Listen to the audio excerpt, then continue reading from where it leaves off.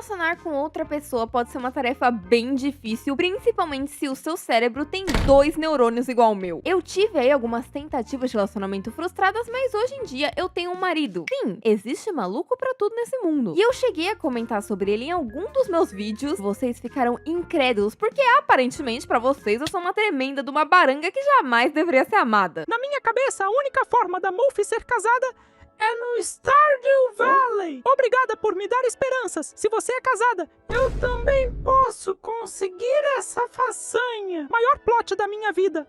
Muffy é casada. Véi, ela tem marido? Marido? Quantos anos ela tem mesmo? Não é possível. Não acredito. Eu sou a única encalhada da Terra, então. Mas assim, eu não vou discordar de vocês, até porque eu mesma fico meio chocada por isso realmente ter acontecido. E até uns anos atrás, eu também tinha aquela vibe de pensamento meio: o amor não existe, ninguém nunca vai me amar. O capitalismo criou o relacionamento para que o pobre tenha que gastar dinheiro com a indústria das flores. E a pedido de alguns de vocês, eu estou fazendo esse vídeo onde eu vou contar como eu conheci o meu marido. E pra dar um pouco mais de contexto, eu também vou contar algumas histórias bizarras de quase relacionamentos que eu tive antes de conhecer ele. Vocês sabem pelas histórias que eu conto que naquele período onde a maioria das pessoas tem os primeiros namoradinhos ali no início da adolescência, eu não tive porra nenhuma. Então, quando eu tinha 19 anos e eu tava terminando a faculdade, eu decidi na minha cabeça: eu preciso encontrar um amor. Então, eu ficava pensando que não é possível, mano. Eu vou morrer sozinha. E foi aí que eu decidi tomar uma das decisões mais questionáveis de toda a minha existência. Eu baixei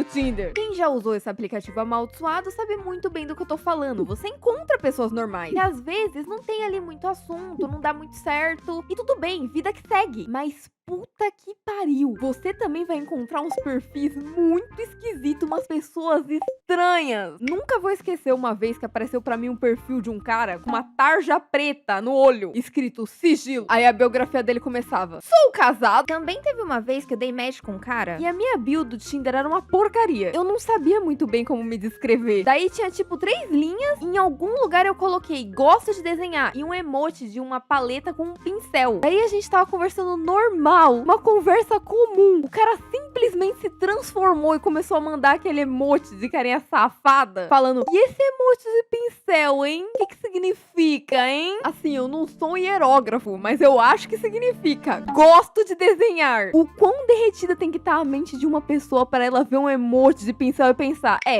com certeza é uma Outra coisa que também era bizarro, e assim, vocês podem acabar me chamando de careta por isso. O primeiro menino que eu tentei desenvolver ali uma conversa foi um cara que eu conversei por mais ou menos ali umas 2, 3 semanas. Inicialmente foi muito legal, a gente conversava, jogava junto e estávamos marcando de nos encontrarmos em breve. Só que quando a gente começou a conversar sobre se encontrar pessoalmente, era no final do mês e eu tava meio sem grana pra ir. Então eu perguntei se a gente podia esperar até eu receber. Vale ressaltar que eu era uma pessoa completamente emocionada, tá? Os anos de bullying fizeram com que qualquer ser humano que me desse um pouquinho de afeto virasse o amor da minha vida. Aí na época ele me respondeu: não, tudo bem, a gente espera sim. Quando a gente se encontrar vai ser incrível. Eu vou te mostrar vários lugares legais. Pois é, né? Um dia, assim, aleatório, eu acordei, eu abri o meu WhatsApp e vi o status dele, com mais ou menos a seguinte legenda: finalmente na casa dela. E um coração. Era uma sequência de stories dele contando sobre o encontro dele com outra garota do Tinder.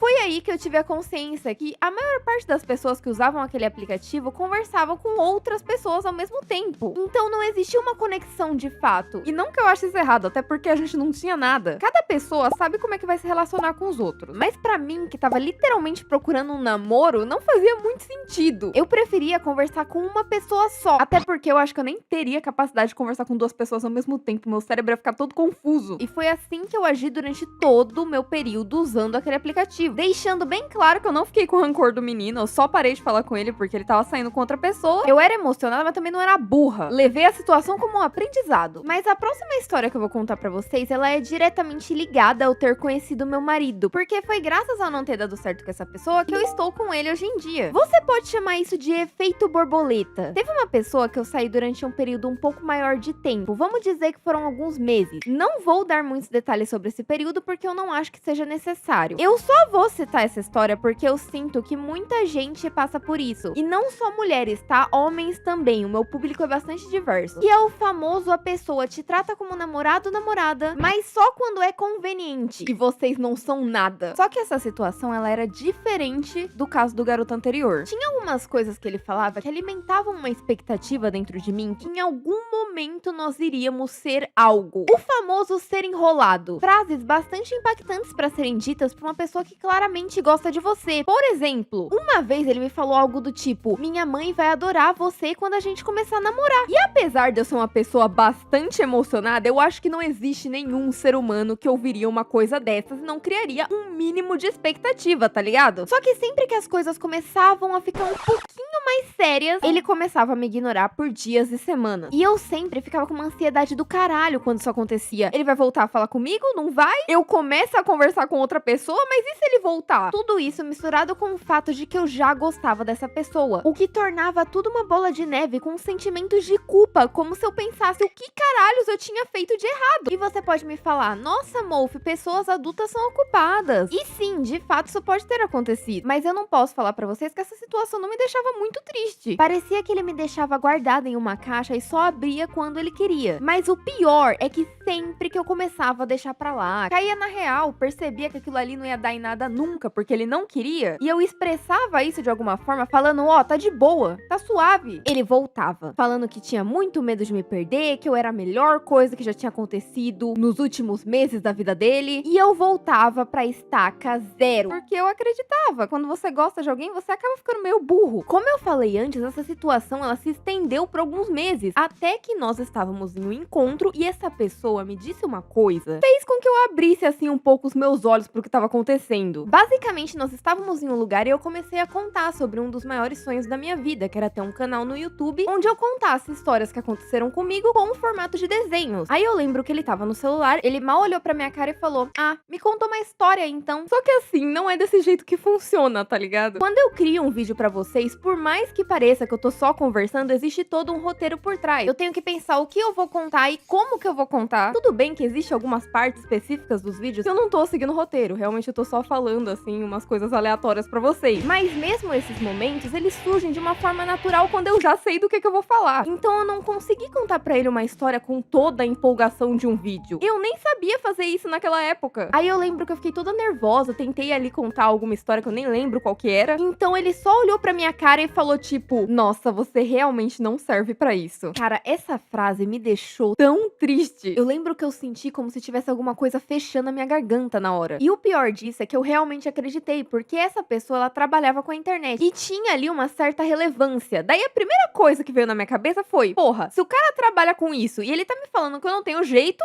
então eu não tenho jeito mesmo. Eu gostaria de dizer pra vocês que depois dessa situação eu desisti e fui embora. Mas não, eu ainda passei um tempo insistindo nesse quase relacionamento. Até que chegou um momento que ele mesmo parou de falar comigo durante um longo período de tempo. Que foi quando finalmente eu comecei a conversar com meu marido. Então quando ele voltou pra tentar me mandar mensagem, já não fazia mais sentido pra mim. Foi só ele sumir por um período um pouco maior de tempo que foi como se nada tivesse acontecido. Mas uma coisa que eu sempre digo, que às vezes as pessoas vão ser os vilões da nossa história e a gente pode acabar sendo o vilão da história de alguém. Eu não acho que essa pessoa falou aquilo com tantas más intenções assim. Ou pelo menos eu não gosto de pensar dessa forma. Fora que isso foi há muitos anos atrás, então nem importa. Eu só decidi contar essa história porque, por mais paia que ela seja, eu sei que muita gente passa por isso. É sério, eu fiquei nesse looping durante apenas alguns meses, mas eu conheço gente que ficou anos. E quando finalmente começou a namorar a pessoa, deu tudo errado. Então, se vocês estiverem passando por algo assim agora, ouve meu conselho. Eu sei que é difícil, mas desiste desta merda. Isso não vai a lugar nenhum e você sabe disso. Sabe? Para de ficar ouvindo esses coach de relacionamento que vendem uma fórmula mágica pra que você age de um jeito específico e assim aquela pessoa do nada queira namorar com você. Muito trampo. Seja um guerreiro de batalhas fáceis, porque às vezes você tá lá 6 meses travando uma batalha, tentando ter um relacionamento com uma pessoa que pro Kleber da academia vai ser a batalha mais fácil da vida dele. Voltando aqui, depois que eu passei por isso, apesar de eu ter falado que eu já tava conversando com meu marido, nós não começamos a conversar por aquele aplicativo. Sempre que eu parava de falar com alguém, eu desinstalava ele porque eu queria dar um tempo antes de conversar com uma nova pessoa. Mas por alguma ironia do destino, o Eduardo, meu marido, conseguiu me encontrar. E pra contar melhor essa história, eu chamei ele pra participar do vídeo. Conte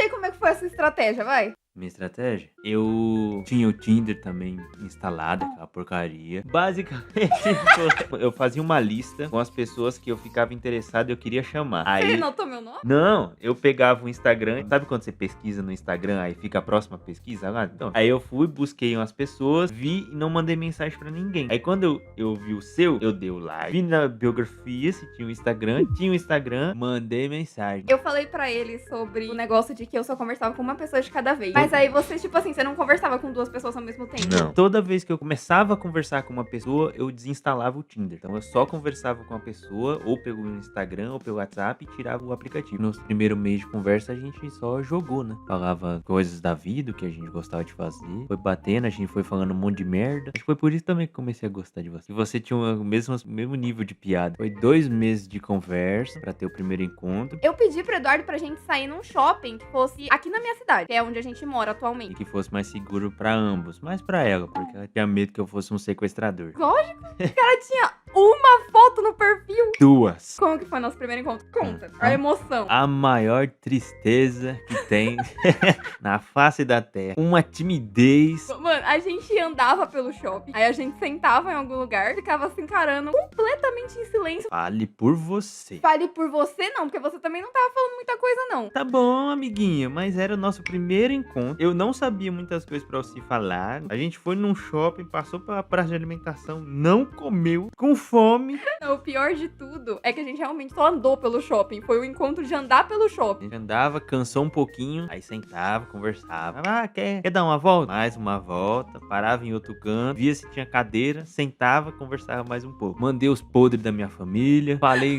Seu tio que tinha sido sequestrado. Ei, não fale assim. Contei uma história que tem um tio meu, chamou ele de graviola, a fruta mesmo. E tentaram sequestrar esse meu tio, só que não conseguiram, ele saiu correndo do carro dos caras. Isso foi de frente da casa dele, saindo pra trabalhar. E eu já fui contando essas histórias, porque eu tinha que falar, né? A gente mudou totalmente o assunto que a gente tava falando. Volte para a parte do beijo, pelo amor de Deus. Tá bom, meu nome. Eu falei pra ela que eu não achava necessário um beijo no primeiro encontro, porque primeiro, pra mim, ela não tava gostando, porque eu não sabia se ela era tão tímida desse jeito. E depois eu descobri que eu sou o porta-voz de qualquer coisa que a gente vai fazer na rua, então eu sei que ela é muito tímida. E eu não sabia como tomar essa iniciativa, até porque era o meu primeiro encontro também, né? E pelo menos o encontro que deu certo. Fui eu que te perguntei? Foi você perguntou se eu não queria te beijar, o porquê que eu não queria te beijar. Mó pra frentona. Aí rolou o primeiro beijo. Rolou o primeiro beijo e depois disso a gente foi embora.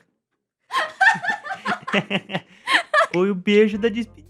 O segundo encontro foi, de novo, com muita timidez, muita vergonha. Aleatoriamente, a gente tava andando por um parque, que é um parque que tem aqui nessa cidade que a gente mora, que é muito famoso, sabe? Muitos casais vão lá. Essa parte foi muito boa. A gente passou por uma ponte e esse parque, ele tem um monte de árvores, assim. Eu não sei exatamente se ele é um parque, ele é mais um bosque. Do morcego.